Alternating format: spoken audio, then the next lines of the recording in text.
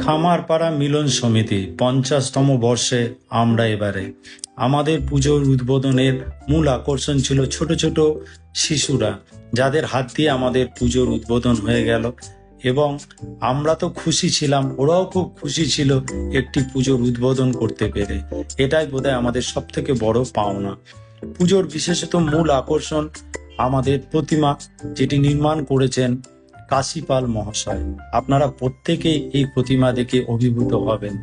এরপর আমরা চলে গেলাম আমাদের দ্বিতীয় প্রোগ্রাম। সেখানে আমাদের এই ছোট ছোট বাচ্চাদেরকে যারা আমরা এনেছিলাম, তাদের হাতে আমাদের সাধ্য মতো আমরা কিছু শিক্ষা সামগ্রী, ব্যাগ, বই, খাতা, পেন তুলে দিয়েছিলাম। বহু মানুষ সহযোগিতা করেছেন এই কাজে আমাদেরকে, তাদেরকে অবশ্যই আমরা ধন্যবাদ জানাই যে তারা আমাদের এই কাজকে সফল করতে সাহায্য করেছেন।